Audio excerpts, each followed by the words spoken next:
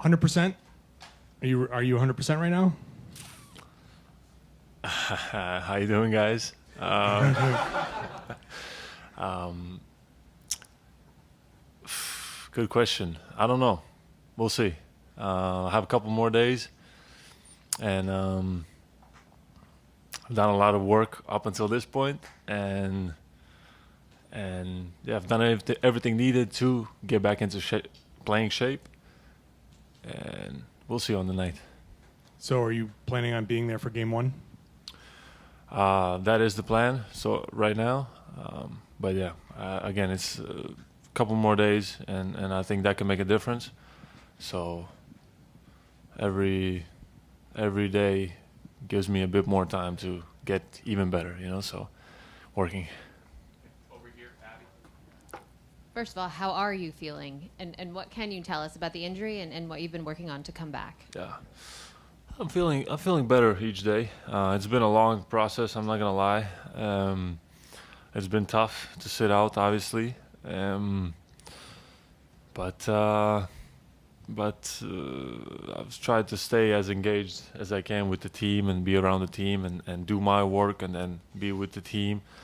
But it sucks. It really does suck. And but we're here now, and I'm feeling much better.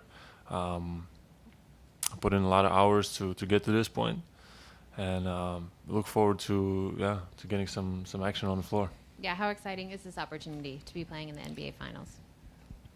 That's incredible. It's incredible. I think just the energy, like everybody's buzzing. It's going to be exciting. It's going to be, even just seeing the amount of people now, it shows the magnitude of this and what's on the line. And yeah, going, and the team, the organization, we're going into this series with full confidence and knowing that no steps were skipped, and the goal is to finish the job. Kristaps, what kind of things have you been able to do on the court so far, and what do you kind of still need to do before Thursday to be ready for Game 1? Yeah, I've practiced, especially the lighter practices. I was good. Of course, not a lot of time for me to get a lot of scrimmaging, a lot of no actual game minutes. So in that sense, it hasn't been perfect, obviously. But yeah, I've tried to build up as much as I can leading up to this point, and from like all aspects, and we'll see. A couple more days will definitely help. How do you kind of reflect? Obviously, you're going against your old Dallas team here. Your time there and going up against Luka and some of the guys you played with there. What's that going to be like for you? Yeah, I think it's going to be great. Played there for 2.5 years, and I'm happy for everybody in Dallas in a way. A lot of like great relationships I have there, and yeah, and I cannot say like I think they deserve to have some success like they've had this season. It's gonna be fun going up against my old team, going back to Dallas, playing some games there. So look forward to it. Kristaps, how you doing, man? You kind of talked about it, but obviously practice time is completely different than an NBA game, as you know, and it's the finals. So how do you think you are conditioning-wise? Mm-hmm. With the injury? Obviously, apparently it's really shaken you up. How confident do you feel walking onto the court for Game 1 and throughout the series? Yeah. No, I have to feel confident. I don't want to go out there and be, thinking about something. Like, it doesn't matter. Like, once I'm out there, it has to be like full focus on trying to play the best basketball I can and help this team win. Obviously, as I said, it's not ideal that I haven't had any, real minutes. But I roll with the punches, and it is what it is. So I'll just try to be the best I can be with the given circumstances. Kristaps, right after the injury, you talked to us and you sort of said how tough it was to get to this point. Obviously, you came here for a chance to play this deep into the playoffs. Where are you at now mentally, and how has being around the team during this run sort of helped you in that regard? I don't know. It's as I said, it's been long. You know, it's been maybe at first everybody thought it was going to be quicker, but then it's a little bit longer, so it weighs on you, right? Like especially like you want to be with the team, you want to like help, and you want to be a part. But just seeing how everybody steps up and everybody played like up until this point is incredible, and shows that the work that we've been putting in all season long is paying off. But it's definitely tough, and but there's no like, who cares? Nobody cares. You know what I mean? Just prepare myself and did what I needed to do daily to get back, and that's it. And see if and we have this opportunity now, so go for it. You talked about the limits you've had, Kristaps, in terms of scrimmaging and running. Is some of this going to be that you aren't going to know exactly where you're at until you're in a game situation Thursday, and you are planning and pushing off and going at full speed and seeing how it reacts and feels, or do you feel good about where that's at? I think the medical staff would not put me out there if they wouldn't be confident that I'll be good. So I've done the things necessary to like check the boxes, and that's it. Of course, like it's hard to imitate the same intensity in practice. No, like that intensity is going to be a completely different level, but I have to be confident that it'll be all right. And as far as going up against Dallas, what somebody who's played with Luka specifically, what are the challenges that they present in terms of trying to slow them down defensively, and where do you think you can fit in to try to do that? Yeah, obviously tough. Luka and Kyrie, those two guys are some of the best offensive players there is in the league, and their way of playing, and they're really good. It's not a fluke that they're in the final. It's just the way they play is they're really good. So it'll be a tough challenge for us, no doubt. But we have two, if not three, all NBA defenders on our team. And that's gonna definitely help us on that end. Hey, Kristaps. I was wondering, through this process of trying to get back to playing, if anybody's ever given you advice to kind of get through this, or if you had like a mentor to just kind of help you get through this mentally and physically. Yeah, no, not really. I mean, I've been in tough situations in my career. I've had some injuries and stuff. So each time it's you learn something, and you take that experience in if case something else happens ever in life, But this is basketball. It can happen, and there's like, as I said, nobody cares. Nobody cares. Just It's of course it's, as I said, it's painful inside. Like I want to be out there, but seeing like that we're taking care of business and we're winning these games is the most important, And now, boom, I'm getting there, and hopefully I'll be good to go for the series. Final two questions, Kyra, then Gary. Kristaps, obviously along those lines, you're a huge part of the team, but what's it been like? What does it say about this group that they've been able to keep it rolling and keep winning these games and look as good as they have? Mm-hmm.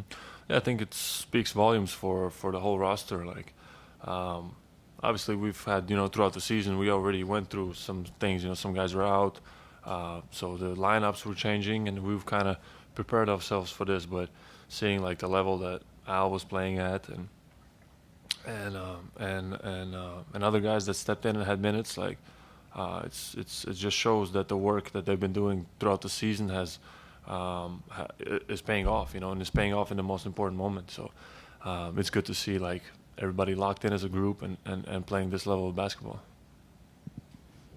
Kristaps, is it a pain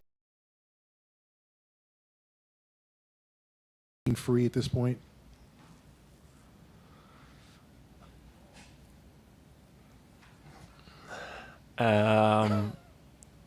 Yes. Okay. And your relationship with Luca, it seemed to work. You guys seemed like close off the floor. It didn't work as much on the floor. Can you kind of like summarize like those 2.5 years? Was it frustrating? You were coming from New York. You wanted a fresh start. You wanted to kind of make a splash, and it kind of didn't work out there. Can you kind of summarize those 2.5 years?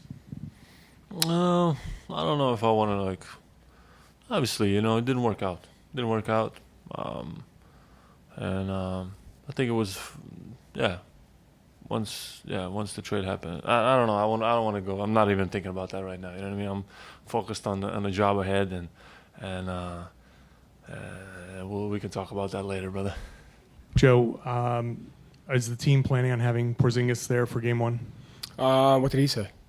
He says he's hoping for that. Yeah, he's working on it. I thought he's done a great job working hard, getting to this point.